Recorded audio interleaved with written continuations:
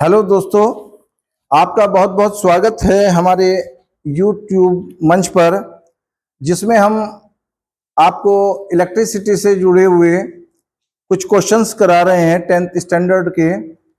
और इसमें हमारे पास पेज नंबर 18 पर हम कर रहे हैं क्वेश्चन नंबर 24।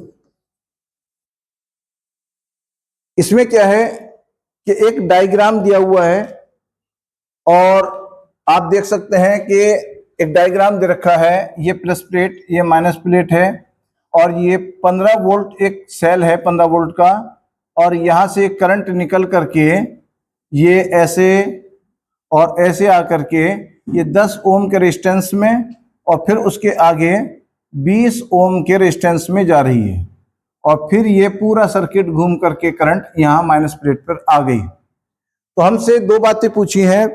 पहला क्वेश्चन है हमारा, पढ़ करके देखते हैं। दिए गए विद्युत परिपथ में प्रवाहित धारा, यानी कि जो करंट चल रही है उस करंट की बात कर रहे हैं, प्रवाहित धारा तथा 10 ओम प्रतिरोध के सिरों के बीच विभवांतर की गणना कीजिए। 10 ओम का जो हमारे पास ये रेजिस्टेंस है, इसके सिरों पर जो वोल्टेज लगा हुआ है वो भी हमें निकाल करके दिखाना है। ये 15 वोल्ट जो विभवांतर था, तो ये कुछ तो इस पहले वाले रेजिस्टेंस पर आ गया और कुछ दूसरे वाले पर आ गया। तो हम सबसे पहले क्या करेंगे कि एक रेजिस्टेंस ये है सर्किट में और एक रेजिस्टेंस ये है 10 ओम का और एक 20 ओम का। तो ये दोनों कैसे जुड़े हुए हैं? ये श्रेणी क्रम के अंदर जुड़े हैं। तो हम यहां पर लिखेंगे कि 10 ओम व 20 ओम के प्रतिरोध श्रेणी क्रम में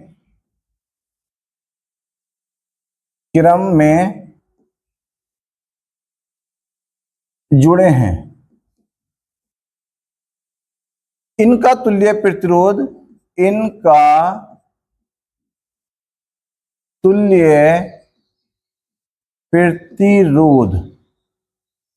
यानी कि इक्विवेलेंट रेजिस्टेंस इनका जो है, इन दोनों का एक रेजिस्टेंस अगर बना दिया जाए, एक रेजिस्टेंस, तो वो कैसे निकल करके आएगा? R बराबर R1 प्लस R2, यानी कि R is equal to R1 plus R2।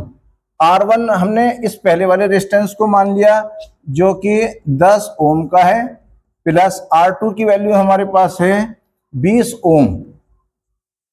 इनको अगर हम जोड़ते हैं तो टोटल रेजिस्टेंस हमारे पास 30 ओम आ जाता है।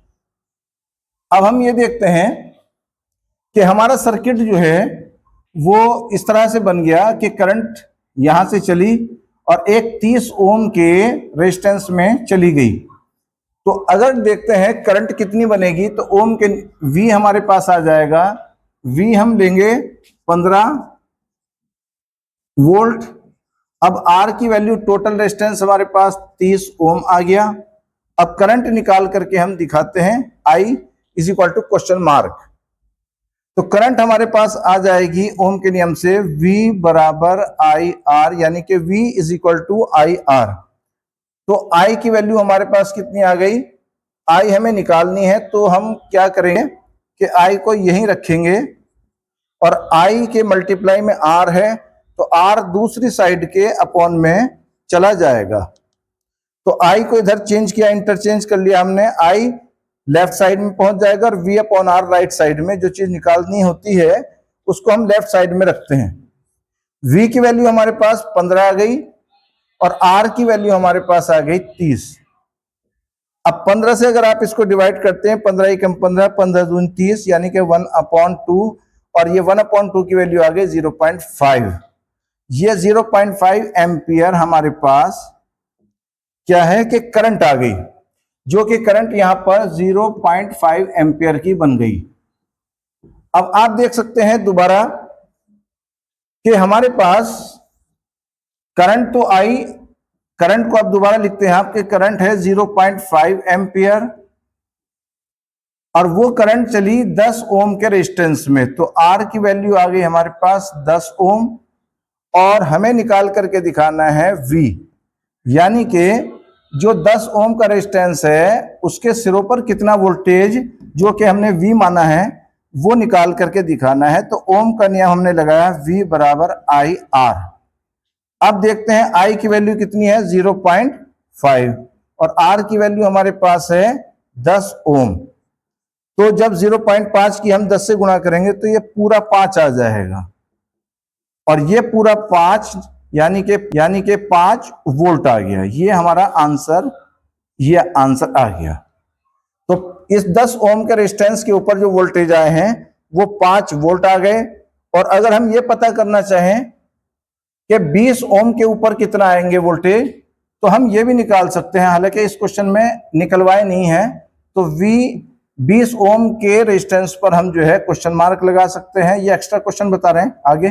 तो करंट जो है हमारे पास, ये करंट इसमें भी 0.5 गई थी और वही करंट जो है 0.5 इसके अंदर चली गई है।